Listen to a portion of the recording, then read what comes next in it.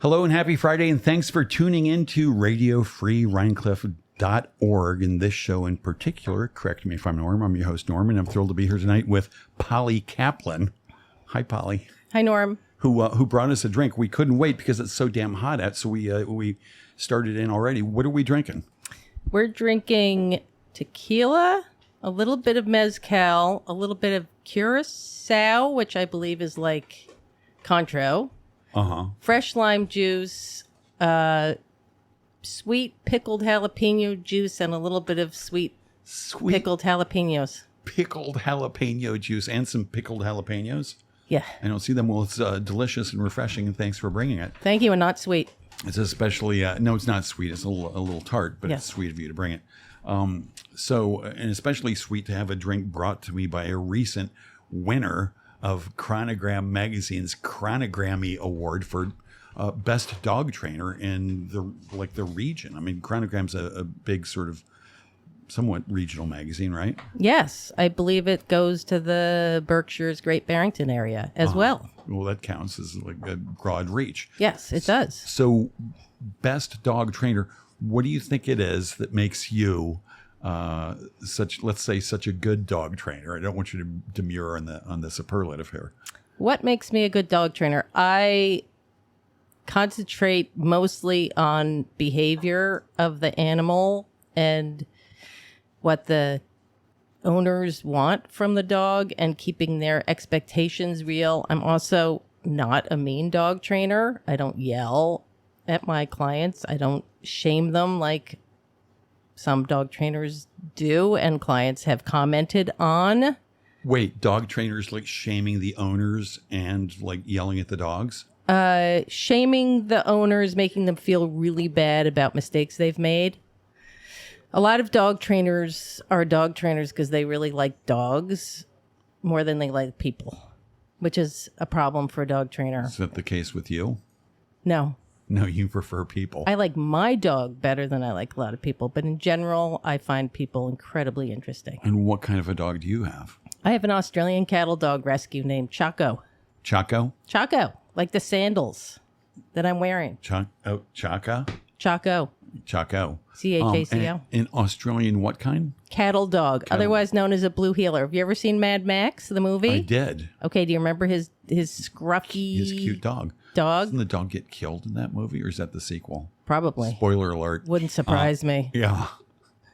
And how long have you had this dog, Chaco? Chaco, I've had, I believe it'll be 4 or 5 years in October. And when you got him, he was how old? Probably about a year old. Okay, so still pretty young. Still pretty young. He was rescued from a shelter in Tennessee, and he came up with the name Waylon. And I believe that a well-meaning, ill-equipped family adopted him and had no idea what they were getting into. Right. So they gave him up, and then I got him, and then I quickly changed his name. Right, that's fine. That's a good I don't need a name. dog named Waylon. Well, no, not up here in the north. No. Maybe in Texas or Oklahoma. I don't know where Waylon Jennings was from. So you get this dog as a year-old, and you were already working as a dog trainer, I'm guessing. I've been doing dog training for over 15 years. Okay. So did the dog have bad habits that you needed to get rid of right away? It's a really good question, and the answer is I trained him to do the things I wanted and made sure I didn't make good things happen when he did the things I didn't want. That's how my be. Withheld praise and treats and a place on the couch, or say, when Chaco was being bad. Whenever he was doing something I didn't want, and I call them unwanted behaviors, not good or bad behaviors, because behavior is behavior. Right. There's no good and bad. Well, there is bad behavior, but what we want to do is we want to decide what we want from a dog and not what other people want. And when people talk about bad behavior, I say, well, I have no idea what that means. Right. So I need to know what they want in a dog and what they don't want in a dog. My dog will often get up on our legs during a meal, his front paws, and stand there, and I'll just say, "Can you get off, please?" And he'll get off, but I don't consider it bad behavior. He's doing it because he thinks he's going to get something good. So he'll put his front legs on your leg when you're at the dinner table, say. Sounds like begging, which most people think is unwanted behavior. And I want my dogs to beg. You do? I do. Okay, let's talk about Should that. I elaborate on that? Yeah, heck yeah. Okay, why do I want my dogs to almost beg? nobody wants their dogs to beg. I'll tell you why. Because when I'm out in the middle of the village Right. and there are dogs nearby and a lot of people and a lot of noises and he's looking at me and walking next to me, that's begging too, isn't it?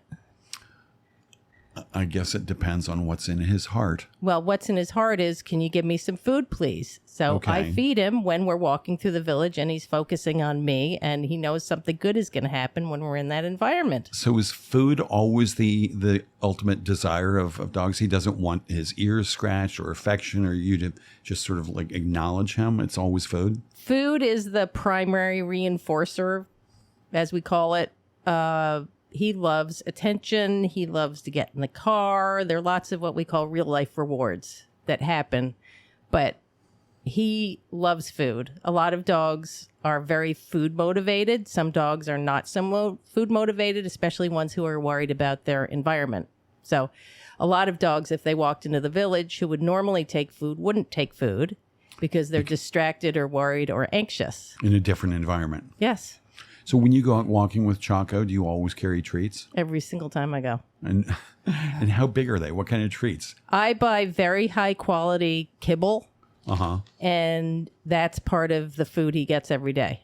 So instead of me giving him treats on top of his meals, I give him very small meals. A little small piece of the meal. I give him some of his meal when we're together. So I can catch when I like what he's doing and I will say, yep, here's some food. And when you feed him, I mean, is his bowl like just on the floor 24/7? No, he gets one meal in the morning that is this dehydrated food that I rehydrate. So he gets that in the morning. And then in the evening meal, he gets something called a Kong wobbler, which is a weighted toy that he has to knock over and figure out how to get the food out of the little hole. And what goes inside of the Kong wobbler, which is like, I'm guessing, really hard plastic. His kibble. Or hard rubber. Yeah.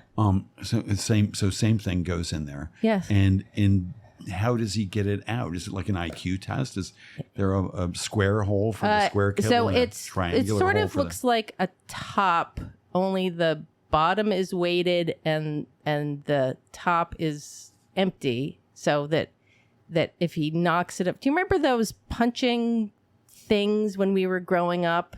It was like an inflatable punching thing that was weighted in the bottom. Sure. And you would punch it and then it would come back. Yeah. That's exactly what it's like. I had one that looked like Richard Nixon. Perfect. Yeah.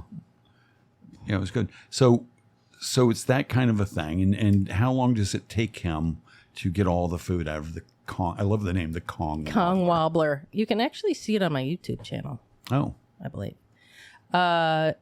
It takes him about 4 minutes to get approximately 3/4 of a cup out of there. But it took him a lot longer when he didn't know how to do it. And when you feed him in the morning, you put the bowl down and you just leave it there? Yeah, he eats it in 25 seconds. Oh, okay. He's a very hungry dog. Right. And so the rest of the day, there's nothing. There's not like there's a full bowl of kibble for him to eat whenever he wants. That's called free feeding, and I'm not a big proponent of it. Free feeding? Free feeding. And that just means when there's always food available? Yes. There are a couple of problems with that. One is they can get obese. Uh-huh. Two is you're not really keeping track of how much food they're eating necessarily. Some people do. And the other is it's sort of like having a bowl of money around.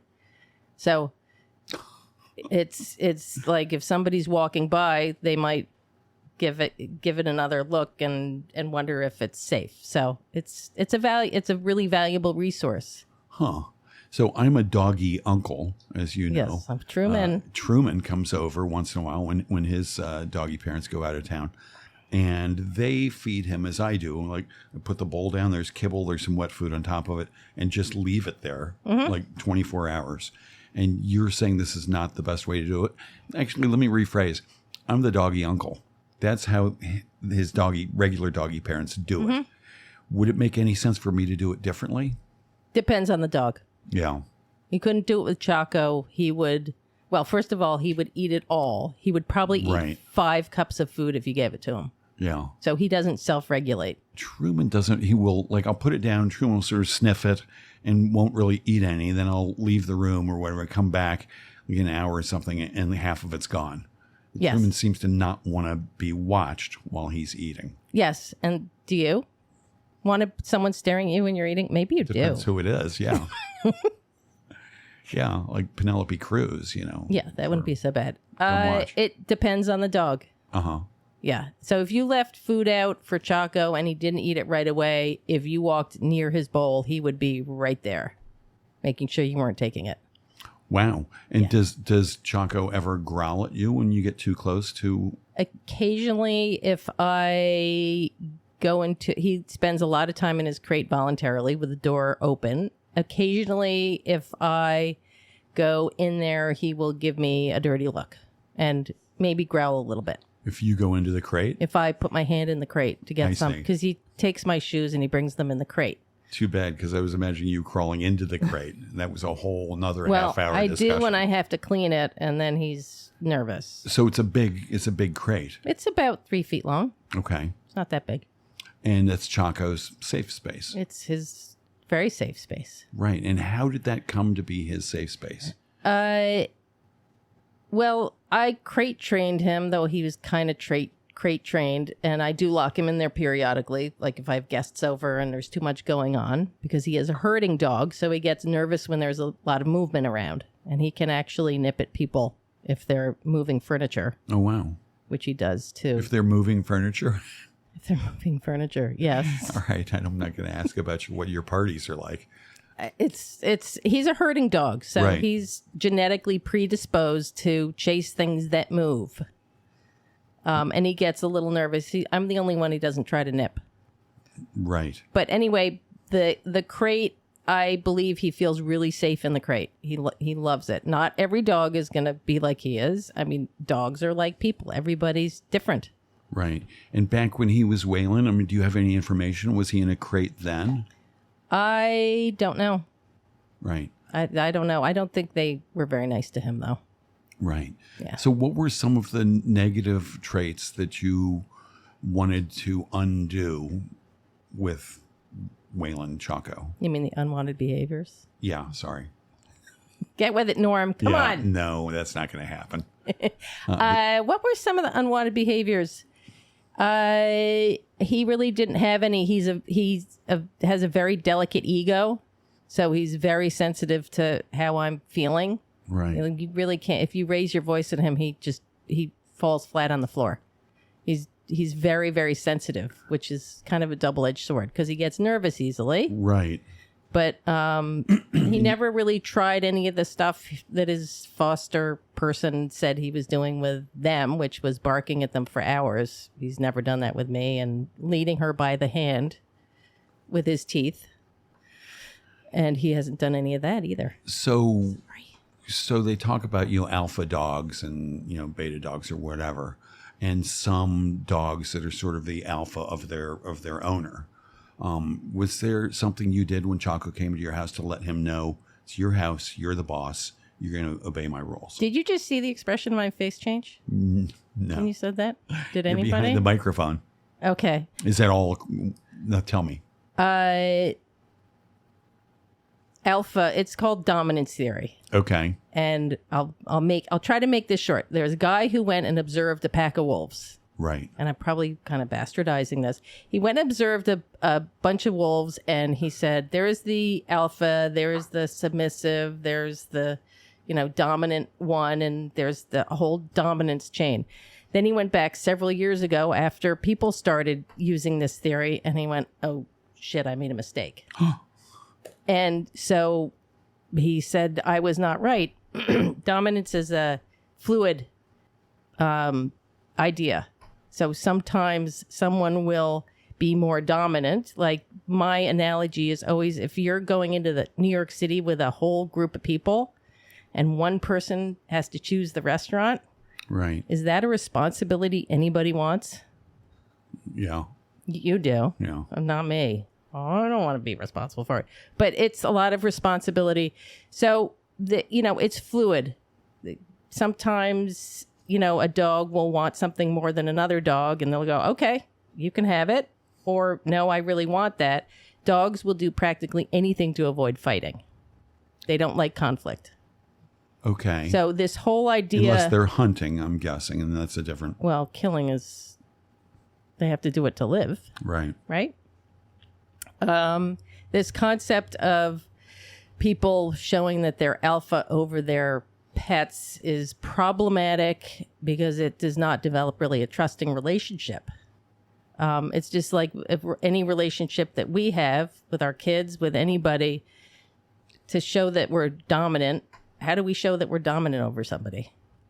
I don't know. Yeah, it's sort of like Mussolini or Gandhi. We want to lead with kindness and not rule with an iron fist. So you don't think about that at all when this new dog came into your life? Not for 1 second. You just wanted to create a kind place and a trusting relationship. And yes, where he was happy and felt safe and secure. And when he felt that way, he started getting more confident. Okay. Yeah, so that's my job. And I tell to my clients that it's their job to make sure that their dogs are feeling happy and confident and safe and that good things are happening so that they will feel comfortable in the world. But if Chonka was starting to feel more confident, could the trajectory not continue and he get way too confident and start to really feel like he's the boss? That he's the alpha or the dominant? Or what would that look like? Growling at you more, I guess. Barking if he wants food and he's not getting it.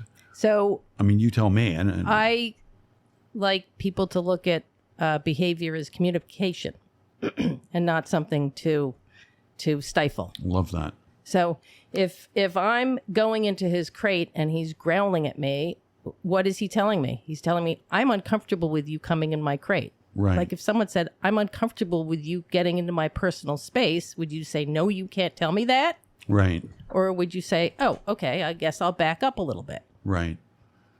But also you don't want him nipping at anybody, especially you. Well, he doesn't nip at me. And also I can read his body language, his body communication very well. So because you two communicate very well. Yes, and there is a whole catalog of behaviors that you can observe that will tell you, watch out, be careful. So if we are to punish the growl, then the next time they're feeling uncomfortable about something, they're going to say, well, I can't growl. What can I do? I guess I'll bite this time. Oof. So it's very problematic to have people punishing behavior. What we want to do is set the dog up so that they don't have to practice that behavior. Right. I don't care if he growls at me when I go in his crate. Maybe next time I pass his crate, I'll throw a piece of food in. Then how is he going to feel about me going into his crate? I don't know. Good. Do you like food? I do, but you toss a piece of food in my mind, that's so different from actually going in there. So you said you have to clean his crate. What do you do with him when you're in there cleaning the crate? I just say, come on, Choco, come on out. And he sort of watches me and I crawl in there and I get his bed out and he's fine. Right. He's a little nervous and he grabs his blanket and he runs away. Uh-huh. And so you get the bed out. Do you sort of shake it off or do you wash it or? It depends what's on it.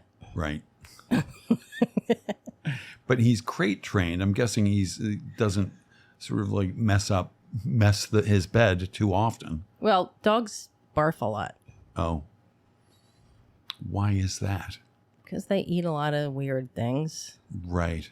Yeah. So when you take him out and about, or do you have a fence around your backyard?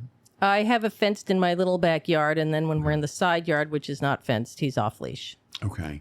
And that's, I'm guessing, where he finds the weird things to eat? Well, he eats a lot of grass, and I don't know. They do like to eat poop, and you know that. Is there a reason dogs eat grass? Because they taste good? Yeah. Have you ever tried? Yeah, I'm not sure I have. I have. Like regular, like Kentucky bluegrass? Yeah. Now, there are some grasses. He was eating grass at a neighbor's house, and little did I know that that was a poisonous grass. Zoysia. No, it was an ornamental grass. Oh, okay. And he ate some, and he came home, and he was starting to act very weird. His eyes were funny, and he was stumbling a little bit. Kind of terrifying. It was completely terrifying, so I had to give him hydrogen peroxide, and he To induce vomiting. barfed it up, and then he was fine 5 minutes later. Right. And you threw the doggy bed in the wash machine. Well, no, he went outside to Okay. get rid of And that. when you do wash it, is there special things like detergents you need to steer clear of, or Because of him? yeah, Well, no, because of dogs in general. But in Yeah, particular. no, I don't. I use unscented detergent anyway. Right. So Huh. it's all very gentle. And I'm guessing you had a dog before him. I've had many dogs before him. Who was the dog immediately preceding Poppy. Poppy? Poppy's kind of famous around here. Oh yeah. Yeah, a lot of people loved her. And how old was Poppy when She was 12. That's a pretty good run. Yeah. Yeah, she was lovely. And she bit people. So. And was Poppy the family dog when your kids were younger? Poppy, there was another dog along with her who died before her. And yes, she was the family dog, but she was terrible around kids. She bit a kid once. That was completely my mistake. It was many years ago. I learned my lesson. Oh. Fortunately, it was someone who had a lot of dogs. They were like, it's cool. It's okay. Egads, that's a close one. Well, it was totally my fault. Completely my fault. How so? We were having a party and the dog was eating a pig ear or something under the counter. And this 3-year-old toddler went walking up to her and put his hand near the pig ear and she bit him. Right. Justifiably so. And broke the skin? Yeah. Oof. Yeah. But they forgave me quickly. That's so I was nice. very lucky. That's nice. So I'm guessing you had Poppy and what was the other dog's name? Mo. Poppy and Mo at the point where you decided you wanted to be a dog trainer. I had Mo when I decided when I fell into dog training. How'd you fall into it? I fell into it because I started playing Frisbee with Mo and I started taking classes with him and I loved it. I was just completely taken and fascinated by the behavior. Mo was a really easy dog to train. He was also a very good Frisbee dog. Then I went to... Did he ever do the tank at the county fair? I love that so much. He didn't do that, but he did do dock diving. Right, dock Yes. diving. And he competed in Frisbee competitions as well, as did So Poppy. cool. Yes, but I met some people who taught Frisbee, but also were incredible trainers, and I went, that's what I want to do. And I just started doing it, not knowing what I was doing. And then I started taking classes and studying. And where does one go to take classes? there are many places to go. You can go online. Is there a certificate or a degree or? You can be certified as a dog trainer, but dog training is an unregulated thing. So Okay. anybody can say they're a dog trainer, unfortunately. Right. And anybody does say they're a dog trainer. Just like anybody can say they're a dog psychic. Exactly. Have you ever met a dog psychic? I have. I've worked with a dog psychic. Oh yeah? And have you sort of thought, wow, how do they do that? I don't know how I feel about it because she actually figured some things out, but there are a lot of hints around, so I don't really know. But I think Slightly skeptical. I'm pretty skeptical, and I think that people feel more comfortable hearing from this woman. More comfortable hearing. I think it makes them feel Gotcha. better about their dog, knowing what their dog told And this that's going to have person. all kinds of probably positive repercussions in their communication and relationship with the dog. Possibly. Whether they're right or not, I don't know. Dog psychic, it just sort of opens up a rich trove of consideration. It certainly does. Doggy past lives and Absolutely. so on. I'll And bet you Omega does a class on that stuff. I think they do, Yeah. actually. Yeah, they've got lots of good programming there, but I wouldn't be surprised if that was one of them. So you fell into it and you took a bunch of classes. Were there in-person classes somewhere? Or The were they first mostly online? class I took was in Accord at what was it called then? It's not called that. It's a different name now, but with a woman named Sue Sternberg, who is my mentor. And she was teaching a class along with a woman named Pia Silvani, who's a famous dog trainer as well. And this was a very hands-on course. You got one of the shelter dogs, because it was affiliated with a shelter. You got one of the shelter dogs for 5 days to work with, and you learned how to teach and how to be positive and teach positive reinforcement training. Right. Positive with people and dogs. So when you're doing your dog training, are you often just one-on-one with you and the dog? Or Never. Is the dog owner always there? Okay. I will work with just the dog, but I train my dogs to be trainers. You train your dog Clients to be trainers, to be Okay. dog trainers. I Right. want to teach them how to break the behavior code so that they can problem solve themselves. right, which sounds really good. It's fabulous when they get it. Yeah. All right, let me just stop here for a commercial break. Commercial break. Your website, I believe, let me see if I can remember, is Serious Fun Dog Training. Serious Play. Serious Play Dog Play Training. Dogtraining.com. But it's seriousplaydogs.com. Oh, it is seriousplay.dogs.com. Yeah. And everybody should go there because it's a great site. It's a nice looking site. Yes, it's very friendly. Yeah, very friendly. Scratch behind its ears. And on there is a bunch of writing you've done. You've done a whole bunch of writing. It is posted on. Are my articles posted on there? Yeah, there's a bunch posted on there. Okay, my website person's really good. What's that? My website person is really good. Yeah. Yeah. And you, it seems like you write a lot about dogs and dog stuff. Yeah. Is that something you've always done, or is it a new? Well, I started writing some articles for the Hudson Valley Pilot, Oh, okay. for Eric Steinman. Yeah. And He came in here one time. yes, he did. And he's one of my dog clients. And I've written 2 articles for the Pilot. Do I do it a lot? No, I don't do it a lot because it's the hardest thing I've ever done. Is it? Yes. Huh. Because writing is like real work. Do you want me to get into why writing is hard for me? Really? Yeah.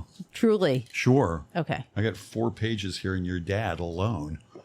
Okay. The reason why it's hard for me is because my father was a Pulitzer Prize winning biographer and my mother's a novelist, and there was a lot of pressure to be a brilliant writer growing up, and it's just my psychology that writing has a lot of baggage that comes with it. So I'm very, very hard on myself. And Wikipedia seems to claim that one of your sisters is a writer as well. Yes, Hester is a writer. Hester. Hester? Wow, what a name. Yes, Hester Kaplan. And we're Read all her stuff. She's really good. Hester Kaplan. And Yes. were all of you born in New England, in My Massachusetts area? oldest sister was born in New York City. Okay. And I believe my Hester and I were born in, I know I was born in Boston. I think she was born in Boston as well. And were your folks married when Hester was born?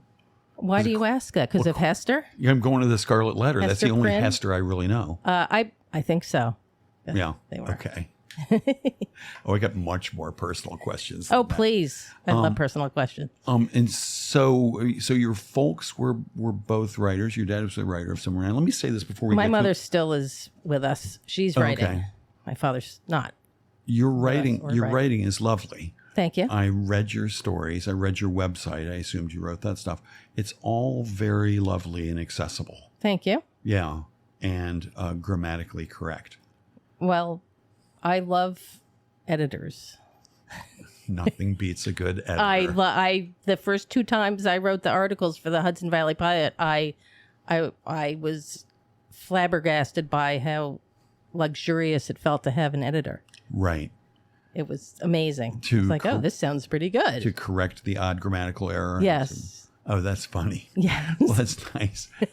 So you said there was a pressure to be a brilliant writer when you were a kid. Well, whether said or not said, growing Right. up with that much of You success. gleaned that from the atmosphere of your Yes, house. and growing up in a family where your value was based on how successful you were, created that as well. That sounds. I'm sure my mother's going to listen to this. But, Yeah, well, hopefully you've had this conversation with her. that's another podcast question Okay, good. for another Well, episode. if you haven't, I hope you do before she leaves this mortal coil. Thank you. Thank you. Shut up. Shut up, Norm. So you graduated from high school somewhere up there in Massachusetts. Yes. Where was it? It was called the Cambridge School of Weston. Yeah. And look at your eyelashes back. How was that? Was that a good experience? I would not say I was the happiest child in the world. Uh-huh. So I didn't love academics. I played a lot of sports there, and Right. it was not a very strong sports school, but I managed to get what I could out of it. Sports was my main focus. And what did you play? I played soccer, basketball, and I think I played lacrosse in the spring. Right. Yeah. And pickleball had not yet been invented. Football had not been invented. And I understand that's your current sports passion. That is my current sports fashion. It's my antidepressant, laughing hysterically, being able to be competitive, passion, and hanging out with people. And you play doubles mostly? Only. Only doubles. Do you have a favorite partner? Do you want me to say it's Steve Miller? Oh, sure. He was here last week. What a coincidence. And where do you play that? I play down in Statsburg mostly. Uh-huh. But did you hear the big news? No. Rhinebeck just approved 3 pickleball courts down by the tennis courts. Wow, that'll be nice. Mm-hmm. It's nice that they're not on the tennis courts. And do you also play tennis? I used to, And how come you don't do that anymore? because I can't tolerate it physically. My back. Too many sports injuries. And so pickleball is easier on your back and your joints and all that stuff. Yes. How so? I mean, you're still moving around. It's a I am similar sort of moving swing. around. There's not as much long strides to reach for a ball, not quite as much twisting because you don't have the backswing that you do in tennis. Uh-huh. I'm also in better shape than I was when I was playing tennis. Oh, well, congratulations. So that helps. Yeah. Yeah. Yeah. But it's also very short games. Like, how long do they last? Well, they only play up to 11 points. It's a little bit like ping pong scoring. Anywhere from probably 10 minutes to 45 minutes. Okay. That's not so short. Well, 10. You could have a 10-minute game. minutes is fair enough. Yeah. So back to the Cambridge School of Weston, Cambridge School of which Weston. was not super fun for you, but you graduated on time, I'm guessing. I graduated on time. And is that when you went all the way as far away as you could get? No, that's when I went to UMass Amherst because I pretty much couldn't get in anywhere else because I had a solid B- average. Sounds pretty good to me. And I played soccer there. I was a walk-on. It was a Division I soccer team. And you made the team. I made the team. That is so cool. It Something was- about walk-ons who try and make the team is just so badass. Yes, and someone who I went to high school with, who was my roommate, who had done better in high school than I had, didn't make the team, and I did. And Uh-huh. it was the little frigid in the dorm room. Uh-huh. Oh, geez. Yeah. And so you spent 4 years there at UMass No, I Amherst? spent 2 years there. Okay. And then I went and played in Oregon for 2 years because I was Okay. not seeing eye to eye with the coach. Okay. And why Oregon? Because I went on exchange there and they had a really good soccer team. It's the only reason I went to college was to What does play that mean, soccer. went on exchange? I went for a year, not matriculating there, still Oh, gotcha. being at UMass, and then I transferred. Uh-huh. So you finished up your undergraduate. You mean I got my degree? That's what I'm asking. No, No. that was another many years. What were you studying at the time? English, English literature? yes. How'd the folks feel about that? I can't remember, to be honest Right. with you. I don't know. And then I got an art history degree, Oh, ultimately. where did that happen? UMass Boston. Okay. So Amherst to Oregon, back to Boston. where you finished college with an undergraduate degree, but not in English literature, but in art history. Yes. Art and art history. Art and art history. Yes. And what kind of art were you making at the time? I was doing photography at the time. Uh-huh. And do you still do that? I like photography, but I don't do a lot of it anymore. Right. Just on my phone. Uh-huh. But I really like it. That's it. That again is a discussion for when we talk about deep psychological issues. Well, let's go. That sounds fun. I'll bring up the parents one more time and we can just slide right into it. Do you really think your mom's listening? She will probably listen to this because I put it on Instagram 5,000 times, as you probably saw. Oh, good. And Facebook. Yeah. Oh, good. Well, thank you. And siblings, is it 2 sisters? 2 sisters. I have Hester, who lives in Providence, who's a fabulous writer, as I said, and a very good friend. And I have Susanna, who lives in Weston, Mass, and is a dean at a private school, or an assistant to the dean, or an assistant dean. Right. One of those. Huh. So let me ask this about having a dad who's a renowned writer. Mm-hmm. Have you read all of his stuff? No, I've read hardly any of it. Hardly any. Did you read the Mark Twain biography? No. Did you? I only found out about it this afternoon. I didn't have time. It didn't come from Amazon yet. Surprise, I actually try not to read my parents' books. Because I'm a messed up person. Oh, okay. There we go. There's your answer. Yeah, it's funny. I mean, one of the reasons I ask is for me personally, like, I'm an artist. I'm always writing stuff and performing stuff and creating stuff. And I don't think my kids really see any of it.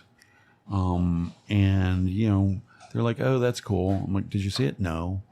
And so that's why I'm sort of interested in your relationship. It may kind of be the pressure of having to give a judgment about it. What did you think about it? Right. And I've read some of my mother's fiction, and I had to stop because I seemed to recognize different You're like, parts. That's not fiction enough. Well, they're little pieces of many people in every character. Right, right. And that... Oof. Yeah, it can be a lot. I think my father's writing was probably a little too heavy for me. Right, because he was like a super genius. He went to Harvard at 15. Yeah, that kind of super genius. Yes.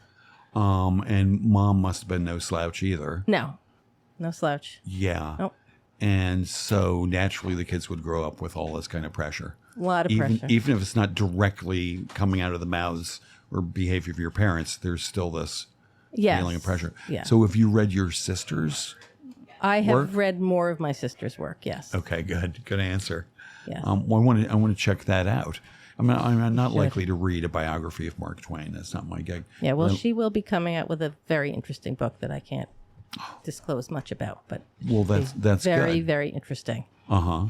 And do you read any of her stuff sort of before it comes out? Nope. Nope.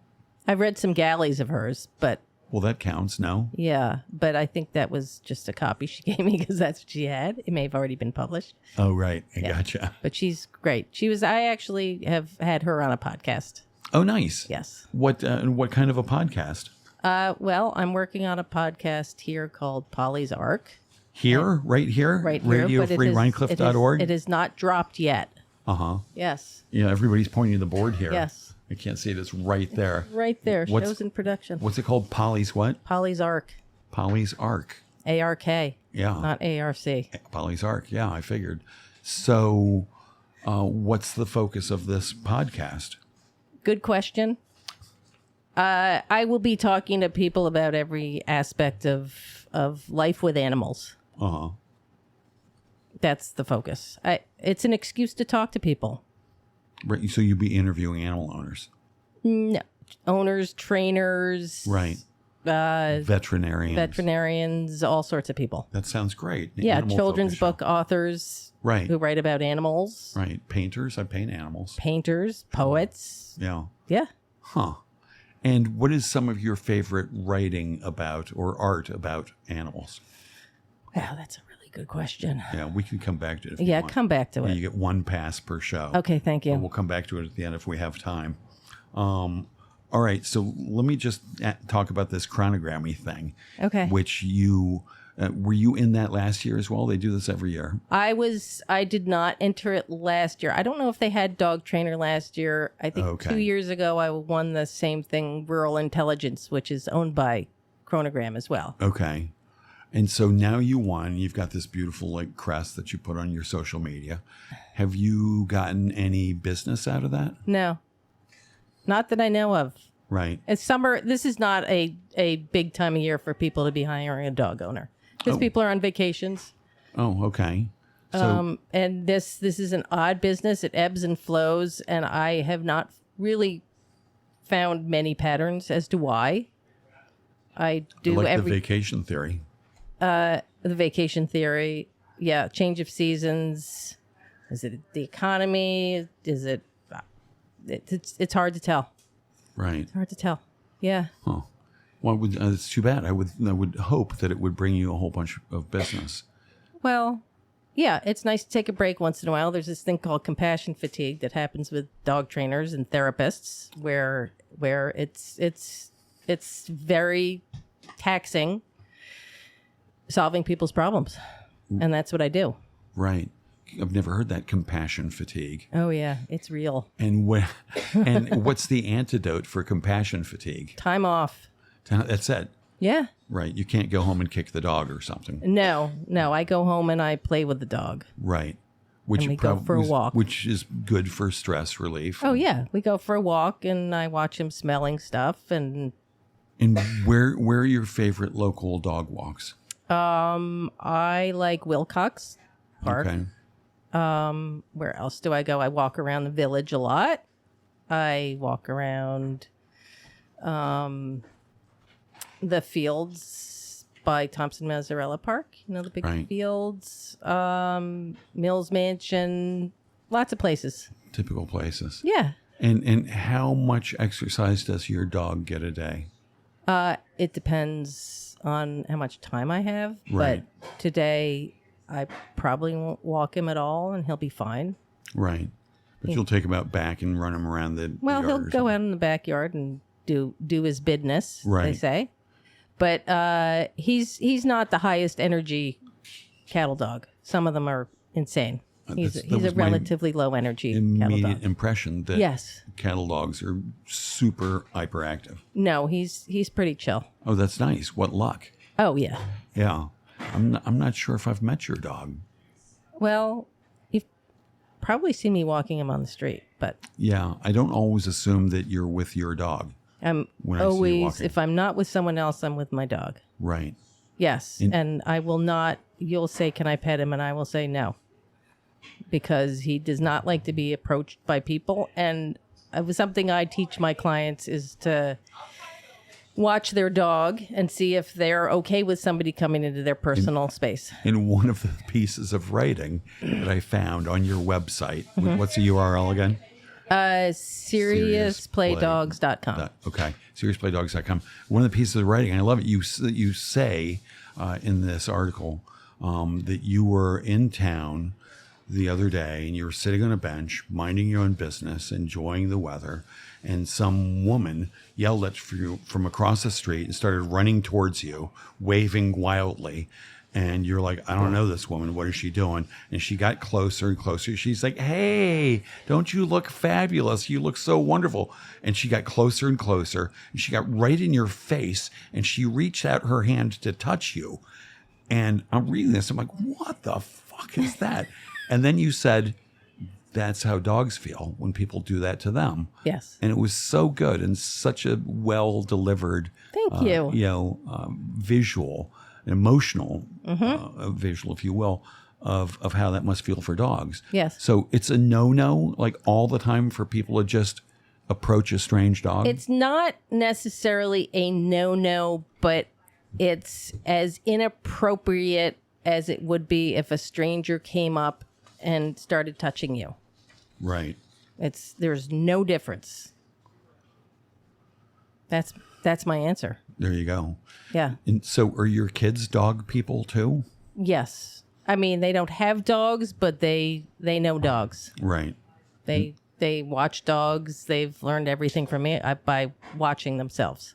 Right. Yeah, they're very respectful. They'll come back and they'll, oh my God, you should have seen this dog. I saw it today. They tell me a lot of stories. Right. So let me ask, how did you end up in Rhinebeck? And when was that? I ended up in Rhinebeck in 1997 because I moved here with my now ex-husband who got a job here. Oh. Yeah. Okay. Yeah. And where did you move from? I moved from Boston. So after college, you stayed in Boston for a number of years. After college, I met my ex-husband. Met him. He wasn't my ex-husband then. He was my husband. Okay. Anyway, you met this guy who you later got married to. I met this dude, and we started. Don't forget your kids might be listening. We started seeing each other, and that he was in medical school, and then we ended up. He got his residency in Virginia, so I moved to Virginia for 5 years, which was quite an experience. Whereabouts? Richmond. Okay. And then I had Sam, my son, in 90. So, what year was he born? 95. And then got pregnant with my second child and moved to Rhinebeck. And so in the years when you weren't a mom, what were you doing? It's a good question. Well, first of all, I was a horse owner. So I was doing a lot of show jumping. Okay. And nice. dressage and stuff like that. Dressage. I was doing jobs here and there. I worked at the Jewish Community Center. I was a fitness trainer and a lifeguard. Oh, that's funny. I was an administrative assistant at a furniture company. And in Boston, I was making carbon parts for desalinization plants. Wow. So lots of different things. Yeah. That's nice. But you had pets and a horse. That's a big commitment. Yeah. Very big commitment. And expensive, too. Yeah. And then you had your first kid. And I had my first kid in 95, and then I had my second kid in 97, and then I moved here. Right after she was born? Yeah. And because your husband finished medical school. Right, and got a job here. At Northern Duchess or some practice? At a big practice, a big local practice around here. Okay. Is he still around here? Yes, he is. You bump into him much? No. He lives down south. Okay. You know, like down Poughkeepsie. South somewhere. That's the deep south of the deep LaGrangeville. South of Northern Dutchess County. And so how long ago was that, if I may ask, that you all split? Split in 2008. Okay. So it's been a while. That's a good long time. So your kids were how old? Middle school. Yeah. What a great time to go through a divorce with your children. Yeah, when how to screw up when kids the ravages in 2, 3 of hormones steps. aren't enough. Add this to it. Absolutely. Yeah, that's more or less what brilliant timing. What we did. Yeah. But timing. It was the right move, though. Yeah. Well, good. That's nice. And have you spoken to the kids about that? Have you spoken to them frankly about, or have they asked what happened with the marriage? Or do they even care? Do kids care about that? I'm looking around the control booth here. Silence. Yeah. You think? Somebody says yes. I do think they do. I just think it's a really hard subject for them to learn how to open up. You may be right, in which case it's really the parents' job to lead them through that. It is, but then, a lot of times they'll say, I don't want to talk about it. I go, okay. Oh, like all the time. My kids never want to talk about anything like that. No. But when we split up, do we have to talk about this? No. I was just No, that's what they say to me. Kids, yeah. I'll talk about it. Yeah. Yeah, I told them, look, if you have any questions at all, and that was my way out. And just now, as I'm talking to you, I'm like, maybe I should have been more proactive. But well, that's what therapy's for. Therapy later, yeah. And so, is one of their parents put money in the therapy jar for the kids? You mean for them to get therapy? Yeah. I don't know that I can comment on that. Right. Because they may never talk to me again. The kids. And are either of them in therapy? That's another subject I'm going to have to take the fifth on. I'll ask them when I see them. That's the fifth. I'm not sure if I've ever met I actually met your son. Yes. I'm not sure if I ever met your daughter, who's friends with my daughter. Yes. And was with Daisy today Swimming. Yeah. Even though I didn't know that. Rachel, call your mother. Rachel. So you've been here in Rhinebeck for a long time. Yes. And have you lived in the village the whole time? Yeah, I lived on Chestnut Street, and Okay. now I live on South Parsonage Street. Wow. I had to downsize a little after the divorce. Yeah, most people do. Yeah. Yeah. And were the kids doing like a 50-50 thing? They were more or less. And he lived closer until they were 18 or 18, until they were 18. And the kids, what are they doing now? Rachel is in a transitional job time. And splits her time between probably here and the Cape. And Sam is an electrician and bought his first house in the city of Kingston. Wow. Yes. And somebody said he was a really amazing electrician. I think he's a good electrician. Yeah. Yeah. He's a college-educated electrician. And how did he decide to do that? He came back here after COVID because he was living in the city and being a bar back, which was one of his favorite jobs ever. Okay. And COVID hit, and he said, I can't do this. I'm not staying down here anymore. And he came back to me, started working for somebody in construction. And then he got lent out to an electrician for a few days. And then the electrician said, you need to come work for me. And he did. And he did. And he has a great boss. Wonderful, wonderful boss. So he had an apprenticeship and studied at school, or it's all just apprentice learning? Apprentice. I mean, I don't know that he's officially an apprentice, but yeah. Well, unofficially. I mean, if he's like working with this guy, and this guy, I'm guessing, is telling him the right way to do all the things. He is. And it's wonderful when I need a light replaced or I have an electrical problem. Yeah. Yes. That's nice. And he seems like a real happy kid. Yes. Yeah. That's Very nice. happy. And Rachel, too, who I've never met. I'm guessing she's a happy kid. You'll have to meet Rachel. Yeah.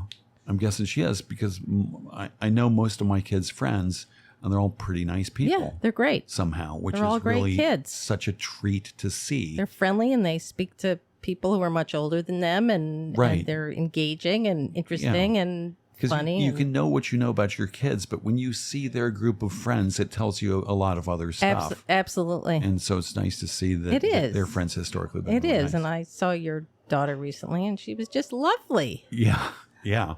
All three of them were in town for a minute last weekend, which was super exciting. Yeah, but Daisy's here. She's going off to school at the end of July. To where is she going? She was working in D.C. and now she's going to London. Oh, wow. Yeah, Good for her. I know. I asked her the other night. I'm like, "You're never coming home, are you?" She's a little bit down on the United States. I wonder why. I don't know. I couldn't begin to guess. Maybe it's the Supreme Court. Or the moths. Or the moths. What's with these moths? They're eating all the leaves. Yeah, they're terrible. Yeah. And they have no natural predator, do you know?